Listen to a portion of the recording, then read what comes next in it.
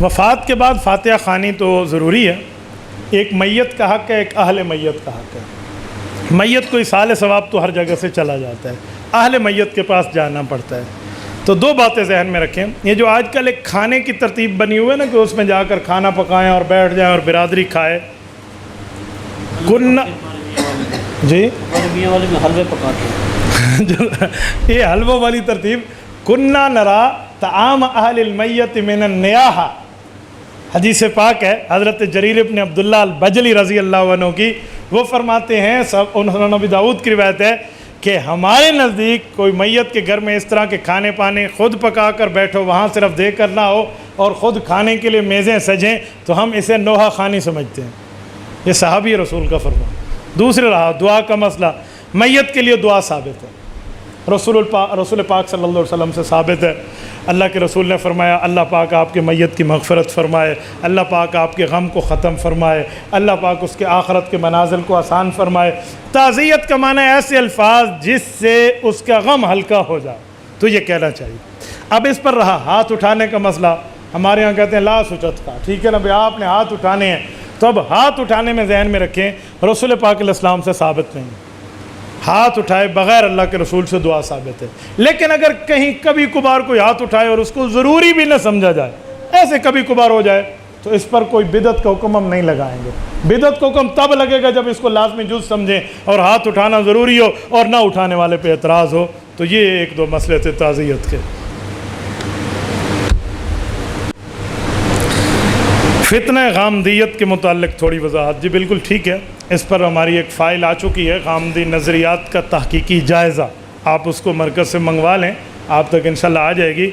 غامدی نظریات، کچھ نظریات تو باغیانہ تھے، منکرانہ تھے، اور اب تو کفریانہ آنا شروع ہو گئے، جس میں حیات عیسیٰ علیہ السلام کا انکار ہے کہ حضرت عیسیٰ علیہ السلام کی حیات نہیں ہے، رجم والے معاملے میں سزا یوں نہیں ہے۔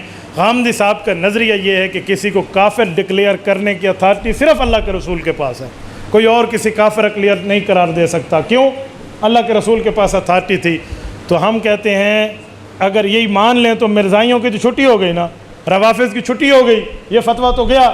تو جناب اگر کسی کو کافر کہنے کا اختیار اللہ کے رسول کے پاس ہے تو خود کو مسلمان بھی نہ کہو، کیونکہ مسلمان کہنے کا اختیار بھی تو اللہ کے رسول کے پاس ہوا۔ پھر تو خود کو آپ دلائل سے مسلمان کہہ سکتے ہیں، تو دلائل سے غیر مسلم بھی کہا جا سکتا ہے۔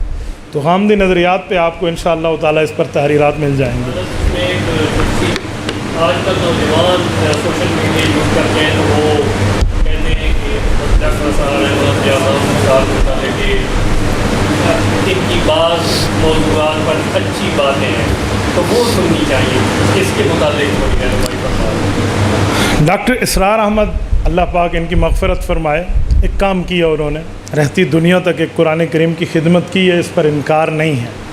میں ان کی عزت اور احترام کو اپنی جگہ رکھتے ہوئے اپنے اکابرین کا موقف ضرور پیش کروں گا۔ ہمارے اکابرین نے ان کے بعض نظریات پر رد فرمایا ہے، کیونکہ اہل حق اور اہل علم باقیوں کو جانتے ہیں۔ اس پر دو میں اکابر پیش کرنا چاہوں گا۔ ایک مولانا یوسف لدھیانوی شہید رحمہ اللہ، ان کی کتاب ہے تجدد پسندوں کے افکار، یہ آپ دیکھ لیں، انہوں نے اس پر نظریات پر رد کیا ہے۔ اور اس طرح ڈاکٹر مفتی عبدالواحد صاحب لاہور والے، اللہ ان کی قبر پہ کروڑوں اربوں رحمت نازل فرمائے، انہوں نے بھی ڈاکٹر اسرار کے نظریات اس نام سے جو ایک تحریر لکھی ہے، اسی لیے اس کو بھی مد نظر رکھیں۔ ہر جگہ ہر مسئلے پر ہر بندے کو یوں نہ سنا کریں، یہ بات ذہن میں رکھیں، کسے سننا ہے کسے نہیں سننا یہ اہل حق علماء سے پوچھیں۔ بعض اوقات کچھ ایسا ہوتا ہے بندہ سمجھتا ہے بہت اچھی چیز ہے، لیکن اپنی عقل پہ اس وقت تک نہ جائیں جب تک آپ کو تجربہ نہ ہو۔ اگر آپ گردے کے مریض ہیں تو آپ کو گولیوں کا پتہ ملے اور اوپر لکھا ہوا ہو دا ٹیبلٹ فار دا کڈنی، تو آپ فوراً انگلش پڑھ کے اس کو کھانا شروع نہیں کریں گے بلکہ اپنے معالج سے رجوع کریں گے۔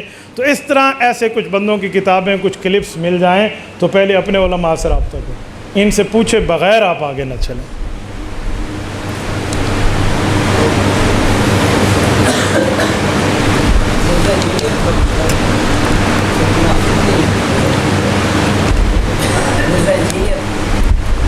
انجینئر محمد علی مرزا صاحب جو آج کل یوٹیوبر ہیں، ان کے بارے میں بات ذہن میں رکھیں، وہ خود کو مولویوں کے معاملات میں دخل اندازی کرنے والا کہتے ہیں، تو مولوی بن کے آئے، مولویوں کے لیے بات کرے ہم سر آنکھوں پہ۔ انہوں نے آج تک ایک مدرسے میں 1 گھنٹہ بھی نہیں گزارا، کسی عالم دین کے پاس جا کر اس نے کچھ نہیں پڑھا، سیلف اسٹڈی، گھر بیٹھ کے 2 4 5 کتابیں پڑھ لینے کا نام علم نہیں ہے۔ اگر اسے عالم کہتے ہیں آپ، تو پھر گھر بیٹھے کوئی بندہ ڈاکٹر بن جائے تو آپ کل اس سے آپریشن کروا لیں گے؟ اگے آدن اڑسیکھ دو نونجو بھائیوں کو کچھ نہیں آتا، وہ ڈاکٹر نہیں، تو یہ جو اڑسیکھ بیٹھے اسے کیا آتا ہے بھائی؟ صرف اور صرف فتنہ اور فساد پیدا کرتا۔ میں نے انجینئر کی جتنی گفتگو سنی ہے ساری جہالت پر مشتمل ہے۔ وہ کہتے ہیں اللہ کے نام کے بعد قرآن کریم میں سب سے زیادہ جس کا نام آیا ہے وہ شیطان ہے، حالانکہ یہ جھوٹ ہے۔ 70 مرتبہ سے زائد حضرت موسیٰ علیہ السلام کا نام آیا ہوا ہے، شیطان کا تو 40 کے بھی اندر ہے۔ ایسے جھوٹ پلال لوگوں کے سامنے بولنا۔ پھر حضرت تھانوی رحمۃ اللہ علیہ پہ جھوٹ بولا کہ دیوبندیوں کا بڑا مولانا اشرف علی تھانوی اپنے نام کا کلمہ پڑھواتا تھا۔ بھائی دلیل، بھئی وہ لا الہ الا اللہ اشرف علی رسول اللہ کہلواتا تھا۔ بہت بڑا کذب ہے، جھوٹ ہے، بات یوں نہیں ہے، بات کچھ اور ہے۔ ایک مرید نے خواب دیکھا، اس کو حضرت نے تسبیحات دیے ہوئے تھے، اس نے پڑھی، گناہوں سے توبہ کی، تو رات کو خواب دیکھا کہ وہ یہ پڑھنا چاہتا ہے، کلمے میں حضرت اشرف علی کا نام آتا ہے۔ تو وہ بیچارہ بہت مجبور ہے، وہ کہتا ہے میں صحیح پڑھتا ہوں، صحیح نہیں پڑھا جاتا، خواب کی بات ہے۔ اور جب خواب سے اٹھتا ہے کیفیت پھر بھی یہی طاری ہوتی ہے، کہتا ہے میں صحیح پڑھنا چاہتا ہوں، میرے منہ سے پھر یہی نکلتا ہے، تو توبہ استغفار کر رہا ہوں کہ اللہ کیا ہو گیا، میں تو یہی پڑھنا چاہ رہا ہوں، پھر پڑھتا ہوں تو نہیں پڑھا جاتا، مجبور ہوں۔ حضرت تھانوی رحمۃ اللہ علیہ کو اس نے لکھا، تو حضرت تھانوی نے فرمایا کہ اللہ کے بندے جو خواب ہوتا ہے نا، تو خواب کا تعلق تعبیر سے ہے، تو جس کے بارے میں آپ نے یوں دیکھا تو اس کا معنی آپ کا شیخ متبع سنت ہے۔ تو بھائی خواب تو تعبیر کے ساتھ تعلق ہے۔ اگر حضرت تھانوی اپنے نام کا کلمہ پڑھوا رہے تھے تو پھر ہر کسی کو پڑھواتے، ہر وقت پڑھواتے، ہر جگہ پڑھواتے۔ کلمہ تو ہر وقت پڑھا جاتا ہے، کوئی ایک وقت تو نہیں ہوتا، تو اس کو کلمہ پڑھوانا نہیں کہتے۔ نمبر 2 رہا یہ بات کہ نیند سے اٹھنے کے بعد اس نے کہا تھا پڑھتا ہوں، تو یہ تو خواب نہیں ہے، تو کہتے حضرت تھانوی کہتے ہوئے تجھ سے کوئی گناہ ہوا ہے تو اسی کا کلمہ پڑھ۔ بھئی کیوں کہتے؟ وہ تو خود مان رہا ہے کہ حضرت مجھ سے غلط زبان سے ادا ہوتا ہے، اس کا معنی وہ اس کو کلمہ نہیں مانتا، وہ تو خود مان رہا ہے۔ اس ظالم نے اس کو یہ بنا دیا۔ بھائی خواب کے معاملات یہ نہیں ہوتے، خواب میں الٹ ہوتی ہے۔ تعبیر کے علم جاننا ہو تو معبرین سے پوچھو۔ خواب کے معاملہ کیسے کہتے ہیں؟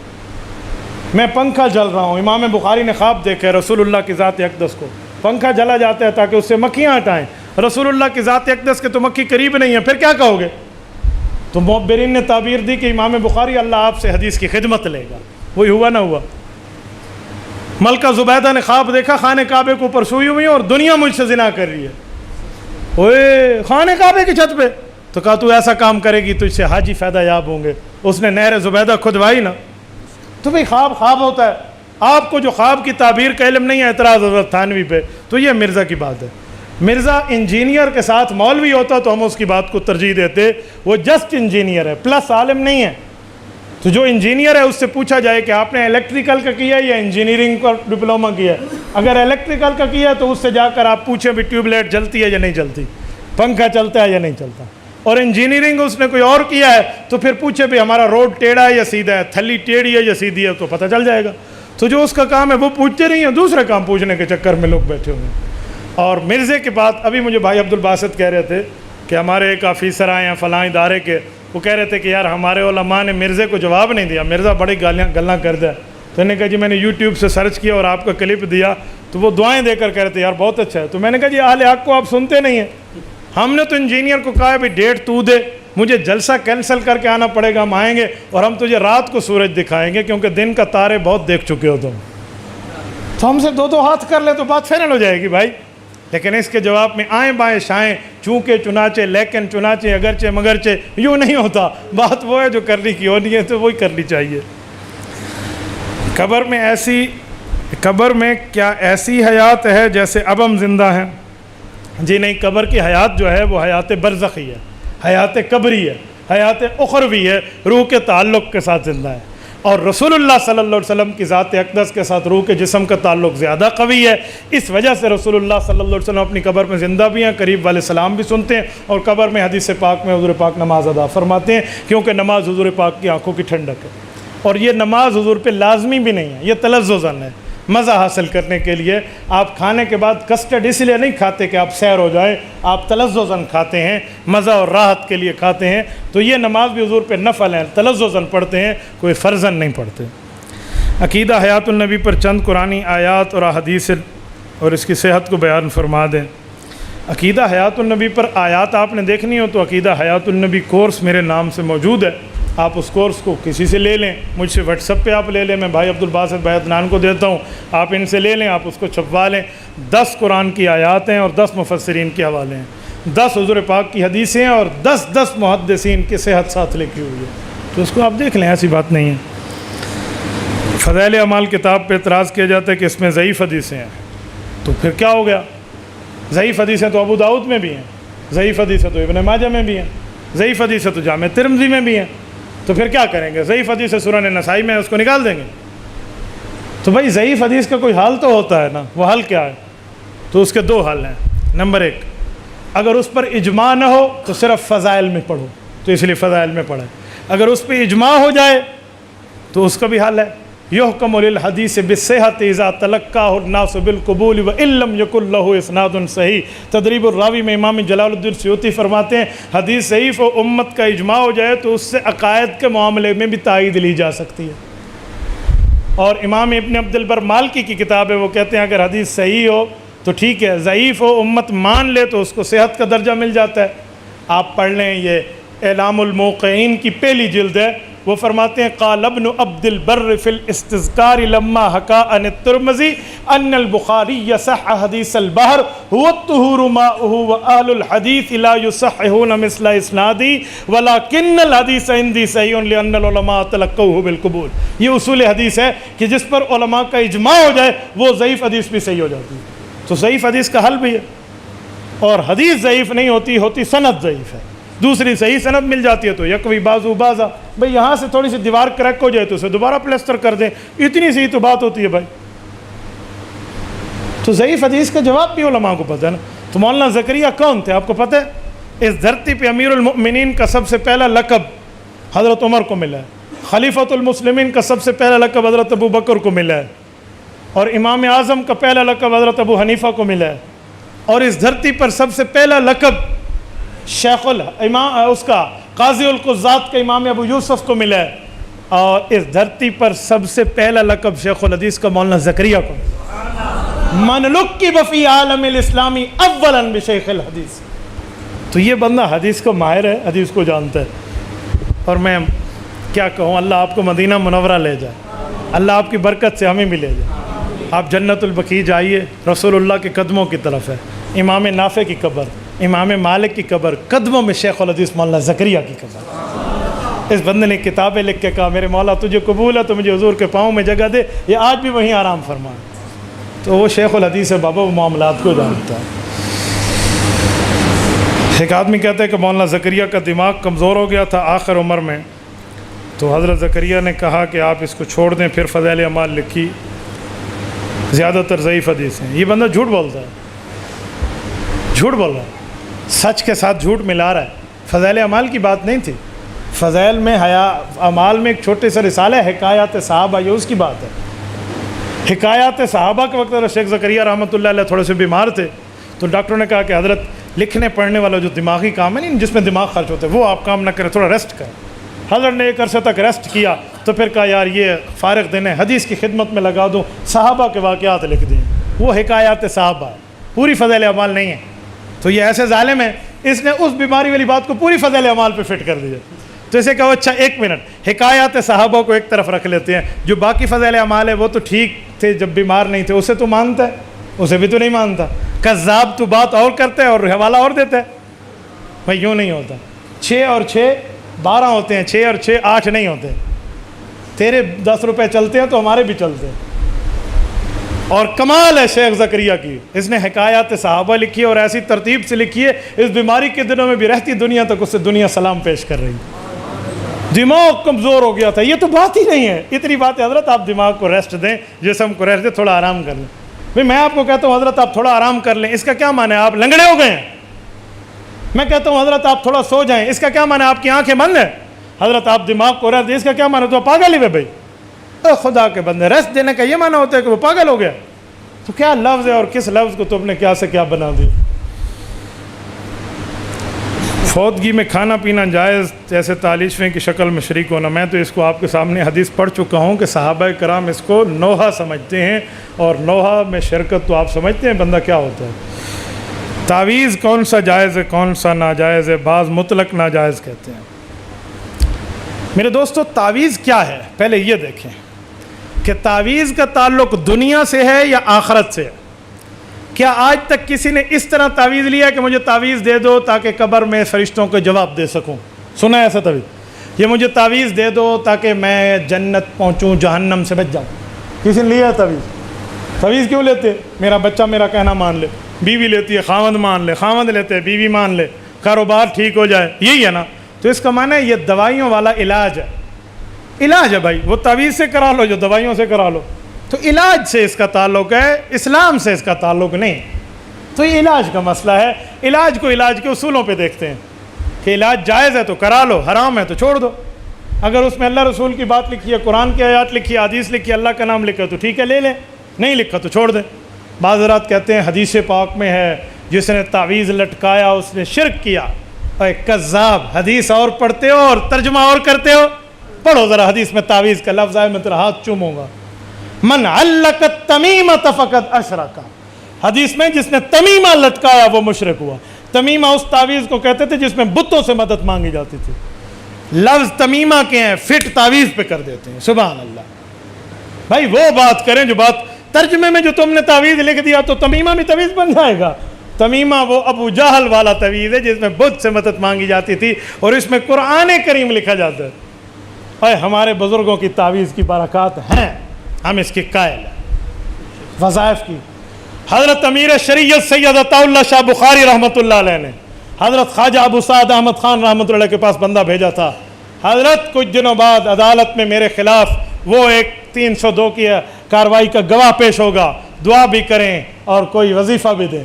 تو حضرت نے وظیفہ بھی دیا اور کہا کہ میں بیمار ہوں، اگر میں ٹھیک ہوتا تو ایک رات پہ پڑھ لیتا. عطا اللہ کو کہو 3 رات پڑھے پھر اللہ کرم کرے گا. حضرت کی اپنی کنیا کی زبان میں لفظ تھے، جے میں ول ہوندا تے 1 رات دا کم سی. عطا اللہ نے کہو 3 راتیں پڑھے پھر ہوگا تماشا. اور تماشا ہی ہوا تھا. وہ لدہ رام آ کر گواہی سے انکار کر گیا تھا. انگریزوں نے سمجھا تھا پھانسی پہ چڑھا لیں گے. جب اس سے بات میں پوچھا کہ سب کچھ ہو گیا تو پیچھے کیوں ہوا، انہوں نے کہا میں اس کی گواہی کے لیے آتا تو مجھے آگ جلاتی تھی، مجھے ڈر لگتا پیچھے ہو گیا ہوں. ہمارے اکابرین کا. اور میں اپنی ذات پیش کروں، یہ غالباً میں 2000 کی بات کر رہا ہوں، آج سے 20-21 سال پہلے کی. حضرت خواجہ خان محمد رحمۃ اللہ تعالیٰ علیہ کی خدمت میں حاضر ہوئے. حضرت فقیر صاحب یہ بھی حضرات ساتھ تھے، حضرت خواجہ سے حضرت حکیم صاحب وہ بھی. تو میں نے حضرت سے عرض کیا کہ حضرت مجھے گردے میں درد ہوتا ہے، تھوڑا سا کوئی دم فرما دیں یا تعویذ دے دیں. ان زمانے میں گردے میں ایسے درد ہوتا تھا، یقین مانے جیسے مچھلی کو آپ پانی سے نکالیں.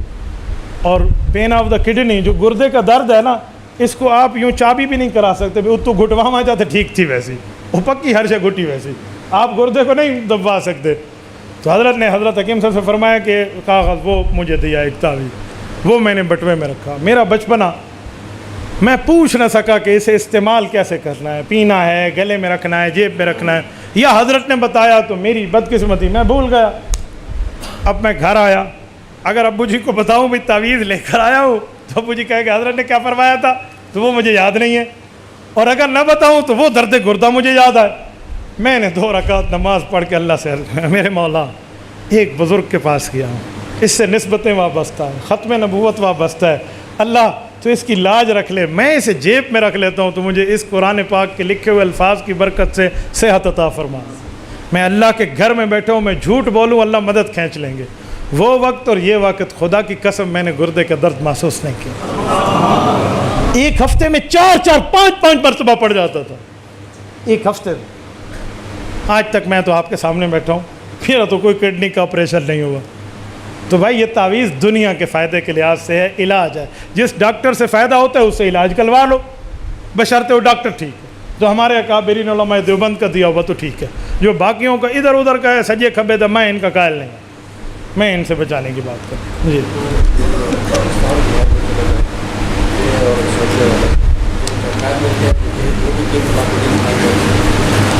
یہ پوچھ پوچھ رہے ہیں کہ غیر مقلدین اور سعودیہ والوں میں فرق کیا ہے؟ یہ یاد رکھیں، پاکستانی غیر مقلدین ہیں اور سعودیہ والے حنبلی ہیں، حنبلی اہل حق ہیں وہ، اور یہ ایک نہیں ہے۔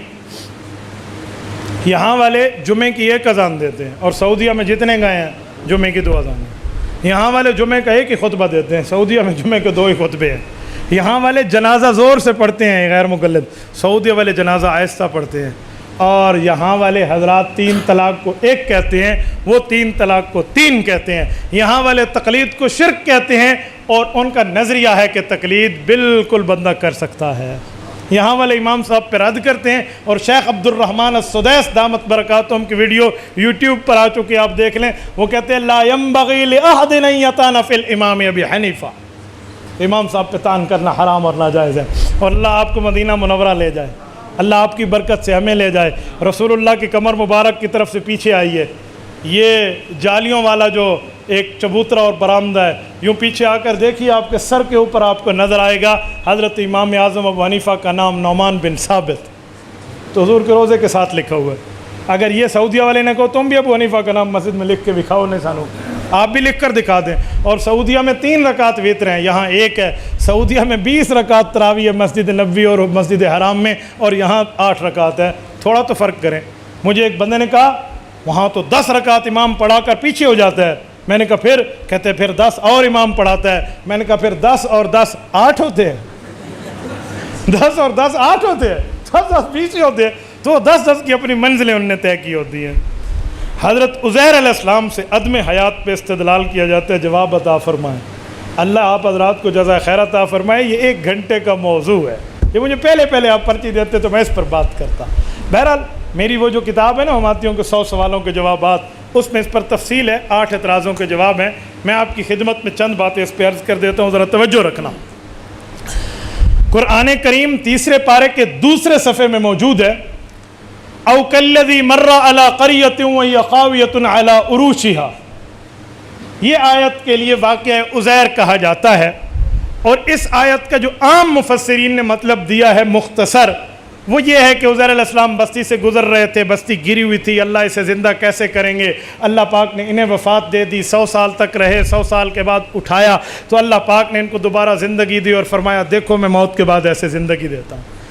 اب واقعہ یہ مختصر مفسرین نے تو لکھ دیا، اب جو انکار حیات النبی کے قائل ہے نا، وہ اب بغلے بجاتے ہو، دیکھو اے نبی کی حیات ہوتی تو یہ 100 سال میں یہاں لوگ آئے اور گئے، 100 سال میں سورج چڑھا اور سورج اترا، 100 سال میں بارشیں آئیں اور بادل آئے اور گاج برسے، ان کو پتہ نہ چلا تو پتہ چلا نبی کی وفات کے بعد کوئی سلام کلام نہیں۔ بس یہ اس پر بغلیں بجاتے ہیں، جی واہ جی واہ۔ انہیں کو سب سے پہلی بات یہ ہے کہ یہ قبر اور برزخ کی بات ہے، جرت کر کے ہمیں بتاؤ۔ اگر کہتے ہیں برزخ کی بات ہے تو سورۃ مؤمنون آیت نمبر 100 میں ہے وَمِن وَرَائِهِمْ بَرْزَخٌ إِلَى يَوْمِ يُبْعَثُونَ، قیامت سے پہلے برزخ والا نہیں آ سکتا، عام قانون تو یہی ہے۔ تو پھر تم تو برزخ کے معاملات کو ہمیں کہتے ہو جی گئے تو یہ واپس کیوں آئے تھے؟ اس کے بعد تو ان کی اولاد ہونا بھی ثابت ہے، ان کی شادی بھی ثابت ہے، یہ کہاں جائے گا؟ نمبر 2، چلو میں مان لیتا ہوں آپ کی بات، عزیر علیہ السلام نبی بھی ہیں، جرت کریں اور پیغمبر کی حدیث پڑھ دیں، قرآن کی آیت پڑھ دیں کہ عزیر علیہ السلام نبی ہیں، جرت کر کے پڑھیں، کوئی تو پڑھے، آیت تو ان کے پاس ہے نہیں۔ نام عزیر علیہ السلام کا قرآن میں آیا لیکن بطور نبی ہونے کا لفظ نہیں ہے۔ قرآن میں تو بہت سے نام ہیں بزرگوں کے جن میں نبی کا لفظ نہیں ہے۔ لقمان الحکمہ انشکر لی، انشکر لی ہے یا انشکر للہ؟ ٹھیک ہے، تو حضرت لقمان بھی تو نبی نہیں ہے، تو عزیر علیہ السلام نبی آپ کو کہاں سے ملے؟ آپ مجھ سے پوچھیں گے مولانا آپ کو کیا پتہ حضرت عزیر کیا ہے؟ میرے پاس حدیث ہے، سنن ابی داؤد جلد نمبر 2 باب التخیر بین الانبیاء میں حضرت ابو ہریرہ کی روایت ہے، اللہ کے رسول نے فرمایا عزیر نبی ام لا ادری، اللہ نے مجھے اس بات کا نہیں بتایا کہ حضرت عزیر نبی تھے یا نبی نہیں ہے، یہ حدیث پاک موجود ہے، تو کس منہ سے کہتے حضرت عزیر علیہ السلام نبی ہیں؟ اچھا اگلی بات، عزیر علیہ السلام نبی بھی ہیں، میں مان لیا، چلو تیری بات مان لی، یہ گزرنے والا عزیر ہے، قرآن میں تو نہیں لکھا ہوا۔ او کالذی مر علی قریۃ وہی خاویہ، من الذی مار، اللہ فرماتے ہیں مثال اس شخص کی جو گزرا، رب نے نام نہیں لیا، تم نے کیوں لیا؟ یہاں تو حضرت عزیر کا نام بھی نہیں ہے، تجھے کس نے کہا حضرت عزیر ہے؟ اب یہ پھر اصلیت پہ آئیں گے. حضرت شیخ الہند کی تفسیر میں لکھا ہوا ہے گزرنے والے حضرت عزیر ہیں. آپ کہنا ایک منٹ تو کہنا شیخ الہند کی عبارت ہے، یہ کیوں کہتا ہے قرآن کا انکار کرتے ہو؟ پہلے شیخ الہند کی ماننا، اس حیثیت پہ آ. اچھا جو آگے شیخ الہند نے آگے بھی تو کچھ لکھا ہے، وہ کیوں آپ کو نظر نہیں آتا؟ حضرت شیخ الہند فرماتے ہیں 100 سال تک ادھر کوئی گیا نہیں تو کسی کی بات سنی بھی نہیں، تو نے کہاں سے کہہ دیا کسی لوگ گئے تھے اور سنا نہیں تھا؟ تو شیخ الہند کہتے ہیں 100 سال کسی کا جانا ہی ثابت نہیں ہے وہاں، کیونکہ کوئی جاتا تو تدفین کر لیتا نا. تو حضرت شیخ الہند تو یہ کہتے ہیں، اور تجھے یہی نظر آیا شیخ الہند کی یہ تفسیر عثمانی میں تو مجمل ہے، مختصر ہے. یہ جو اکابرین کی مفصل تفسیر ہے یہ تجھے نظر کیوں نہیں آتی؟ ذرا روح المعانی کھولیے، مفتی بغداد ہیں، عربی زبان میں حنفیوں کی سب سے بڑی تفسیر ہے. روح المعانی 30 جلدوں کی ہے. یہ تیسری جلد کھول کے دیکھیے، من الذی مار. وہ کہتے ہیں گزرنے والا کون ہے؟ فیہ 9 اقوال، کہتے ہیں 9 قول ہیں. ایک قول ہے گزرنے والا کافر ہے، آدوا و کافر. ایک ہے آدوا و عالم من علماء بنی اسرائیل، آدوا و صالح من صالح بنی اسرائیل. کہتے ہیں یا کافر ہے یا عام بندہ ہے یا مولوی ہے یا نیکوں میں سے بزرگوں میں سے کوئی ہے بنی اسرائیل کے.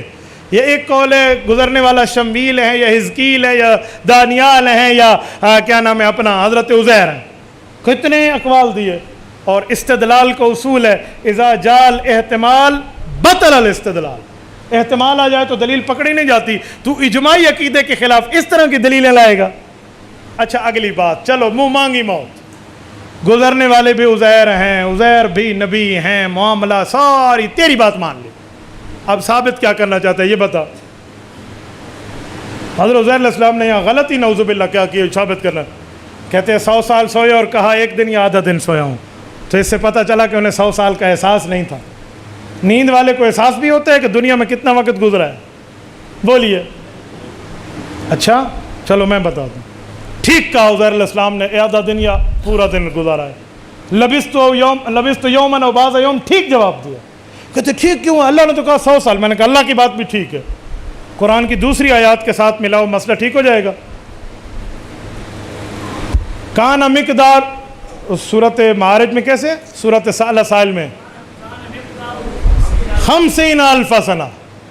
قیامت کا ایک دن 50,000 سال کے ایک دن کے برابر ہوگا، اور باقی دن کا 1000 سنۃ مما تعدون، 1000 سال کے برابر باقی دن ہوں گے، اور پہلا دن 50,000 سال کے برابر ہوگا. تو قیامت کے 1000 سال کے دن کے مقابلے میں دنیا کے 100 سال تو یومن و بعض یوم ہی بنتے ہیں. تو ٹھیک جواب دیا. اللہ نے پوچھا دنیا کے حساب سے کتنے رہے؟ عزیر علیہ السلام نے آخرت کے حساب سے جواب دے دیا. تو کیسے کہے گا بھائی؟ تو یہاں مردہ ہے والا چکر اور تیری دال نہیں گلتی. میں نے یہ چھوٹی سی باتیں کر لی، اس پہ کئی سوالات بھی ہیں، تو آپ مماتیوں کے 100 سوالوں کے جوابات وہاں سے پڑھ اور دیکھ لیجئے تو انشاءاللہ ساری. مماتی تویز لینا دینا جائز ہے کہتے ہیں، نماز پڑھوائی تو کیا اعادہ ضروری ہے؟ ہمارا مماتیوں سے اختلاف تعویذ پہ نہیں ہے. وہ تعویذ نہیں، پورا قرآن لکھ کے دے دے جب تک عذاب قبر، اصحال ثواب اور حیات النبی کا منکر ہے ہم کوئی نماز نہیں پڑھیں گے. تعویذ لکھنے والی کیا بات ہے؟ جماعت میں سروزہ چلہ لگانے کا کیا ثبوت ہے؟ بھائی جماعت میں سروزہ چلہ جو ہم لگاتے ہیں یہ بطور اصلاح لگاتے ہیں. یہ بطور اس طرح نہیں ابھی چلہ لگاؤ گے تو حج کا ثواب، سروزہ لگاؤ گے تو 2 حجوں کا ثواب. یہ بطور ثواب نہیں ہے، بطور علاج ہے. کوئی کہتے ہیں جو پرائیویٹ اجتماع پہ جاؤ گے 10 حجوں کا ثواب ملے گا، کہتا ہے کوئی؟ تو بطور علاج ہے. تو علاج کی دلیل نہیں ہوتی، ثواب کی دلیل ہوتی ہے. میں آپ کو کہوں سر میں درد ہے، یہ آپ ڈسپرین کھا لیں، آپ کہیں حدیث بھی کھا، تو بھائی علاج کی دلیل نہیں ہوتی.